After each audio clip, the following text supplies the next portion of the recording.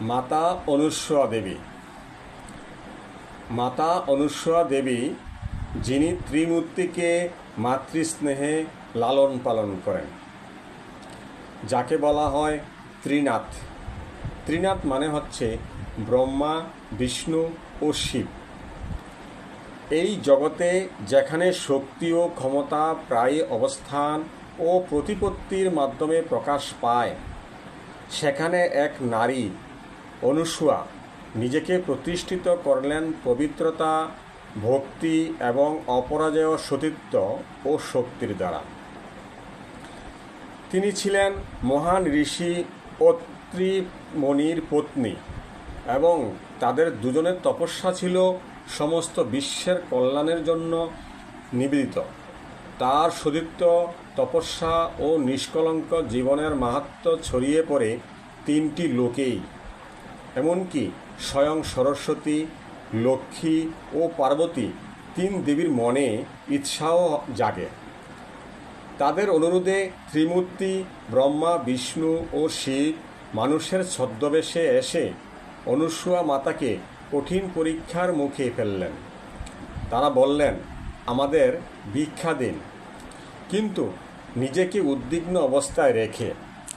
সাধারণত কোনো নারী এই শর্তে ভীত হয়ে পড়তেন, কিন্তু মাতা অনুসূয়া তার অন্তর্জ্ঞান ও সতীত্ব ছিল তপস্যায় পরিপূর্ণ।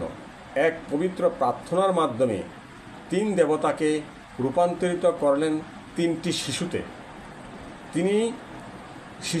তিনি মাতৃস্নেহে দুগ্ধপান করালেন এবং তাদের আশীর্বাদের প্রসন্ন হলেন। তিন দেবতা নিজ রূপে ফিরে এসে অত্যন্ত তুষ্ট হয়ে বললেন, আমরা তোমার গর্ভে জন্ম নিতে চাই। এইভাবেই জন্ম নিলেন দত্তাত্রেয়, যিনি ব্রহ্মা, বিষ্ণু ও শিবের সম্মিলিত রূপ এবং এক পরম যোগীশ্বর। তার মাতৃত্ব এখানেই থেমে যায়নি। রামায়ণের সময় যখন শ্রীরাম ও সীতা দেবী বনবাসে গেলেন, তারা অনুসূয়া মাতার আশ্রমে পৌঁছান। তিনি সীতাকে কন্যার মতো স্নেহে গ্রহণ করেন, তাকে আশ্বস্ত করে বলেন, হে সীতা, যে স্ত্রী ভক্তি ও প্রেম সহকারে স্বামীর সেবা করে সে জীবনে সমস্ত আধ্যাত্মিক সিদ্ধি লাভ করে। আমি তোমাকে সেই বস্ত্র দিচ্ছি যা চিরকাল তোমার সতীত্ব রক্ষা করুক।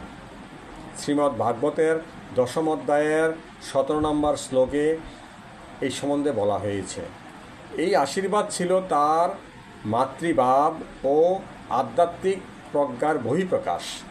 তিনি সীতামাতাকে শুধুই সান্ত্বনা দেননি, তাকে আধ্যাত্মিক শক্তি ও ধৈর্যের শিক্ষাও দিয়েছেন। অনুসূয়া মাতার শিক্ষা হলো, সতীত্ব মানেই দুর্বলতা নয়, এটি এক অনন্য শক্তি। মাতৃত্ব শুধুমাত্র রক্তের সম্পর্ক নয়, এটি এক আত্মার গভীর থেকে উৎসারিত নিঃস্বার্থ ভালোবাসা। ঈশ্বর নিজেই নত হন এমন এক মাতার কাছে যার হৃদয় ত্যাগ ও ভক্তিতে পূর্ণ। জয় মাতা অনুসূয়া দেবীর জয়।